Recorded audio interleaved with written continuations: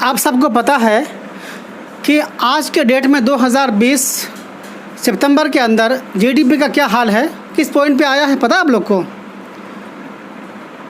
23.9 minus में, जो कि हमारे देश के इतिहास में कभी नहीं हुआ था ऐसा। जीडीपी का ये हाल हो गया है। अगर ऑल ओवर हम अगर और उसमें अगर जोड़ते हैं तो और ये आंकड़ा आगे तक चला जाएगा।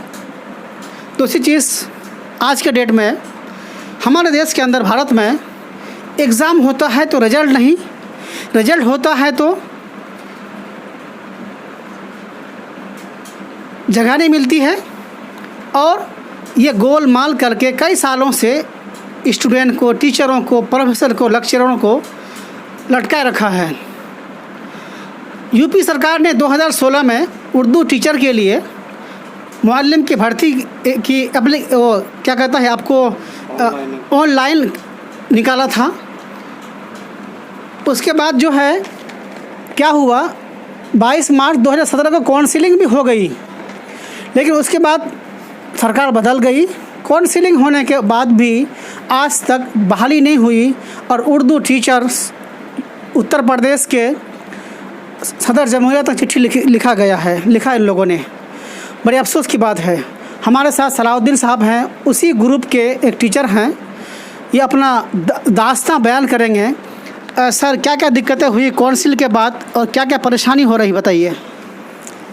सर, दिसंबर 2016 को यूपी हुकूमत ने जगहें निकाली थी 16,460, जिसमें से 4,000 उर्दू के लिए मुख्तस कर दी गई थी ख़ास कर और 12,460 जो है वो जनरल टीचर्स के लिए थी, सामान्य अध्यापक के लिए। जी जी जी। अब उसमें से 12,460 की तकर्रुरी कर दी गई है, उनको अपॉइंटमेंट लेटर दे दिए गए हैं, लेकिन उर्दू टीचर के साथ जो है सौतेला व्यवहार हो रहा है। उसे आज तक अदालतों के चक्कर लगाने पड़ रहे हैं।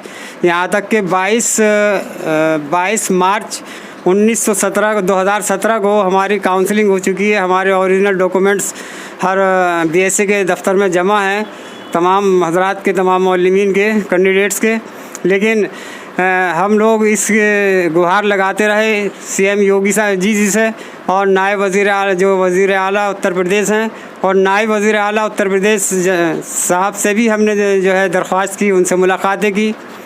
और इसके अलावा सेंट्रल गवर्नमेंट के राजनाथ सिंह जी और मुख्तार अली अब्बास नकवी साहब से भी मुलाकात की हमारे वफूद ने, लेकिन कोई नतीजा नहीं निकला सिवाय आश्वासन के और उम्मीद दिलाने के। आज तक कोई काम नहीं हुआ।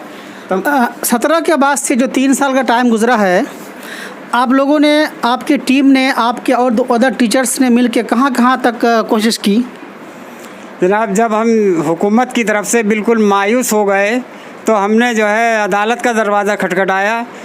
अदालत के अंदर हमारी दरख्वास्त को यानी मंजूर कर लिया गया, और इलाहाबाद हाई कोर्ट ने हमारे हक़ में फ़ैसला दिया, सिंगल बेंच ने हमारे हक़ में फ़ैसला दिया। वहाँ से कामयाबी मिली और हमें इंसाफ मिला। फिर हुकूमत जो है डबल बेंच गई, डबल बेंच में भी जो है अदालत से हमारे हक़ में फ़ैसला हुआ, वहाँ से भी हमें कामयाबी मिली।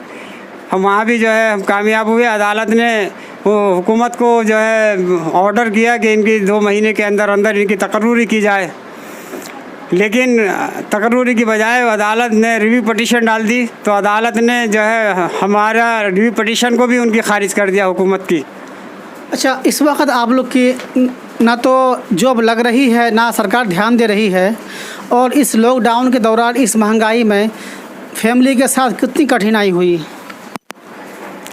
अरे, अब फैमिली के इसके बारे में तो बस क्या दर्द बयान करें हम अपना।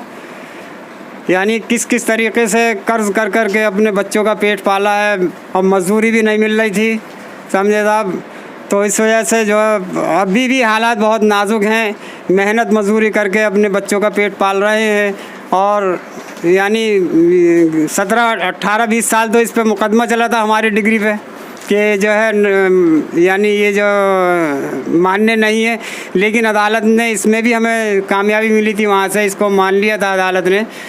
8 अगस्त 1996 तक की डिग्री को माना गया था कि यहाँ तक यूपी गवर्नमेंट ने मान रही थी जी। फिर मानने के बाद हमें जो है वहाँ से 8 अगस्त 1996 तक के लोगों को अप्लाई कर सकते हैं, दरख्वास्त दे सकते हैं।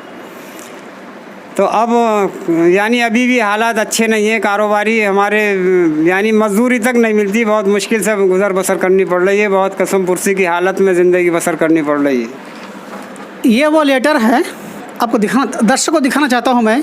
ये वो लेटर है, इस लेटर को, ये लेटर जो है राष्ट्रपति तक पहुँचाया गया है और जो इन मुअल्लिम के जो ग्रुप है, इन लोगों ने अपनी दर्द बयान किया है इस लेटर के अंदर, मगर ना तो राष्ट्रपति के यहाँ से कोई जवाब मिला आज तक और ना ही उत्तर प्रदेश सरकार से जवाब मिला है।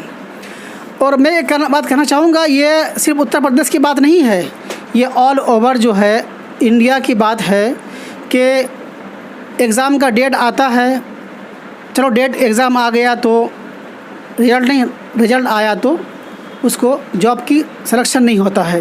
ये कई साल से होता आ रहा है और इस तरह से आदमी बहुत ही परेशानी में मुब्तला हो जाता है। सरकार को इस पर ध्यान देना चाहिए। सरकार को चाहिए कि कोई ऐसा संस्था, कोई ऐसी रास्ता निकालें कि सबकी बहाली हो जाए और जिसकी काउंसलिंग हो चुकी, ख़ास तौर से उसकी जॉब के लिए कोई जगह मुकर्रर कर दी जानी चाहिए।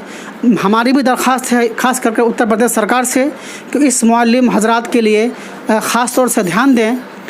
मैं MS अख्तर ख़ान, पर्वत न्यूज़, न्यू दिल्ली।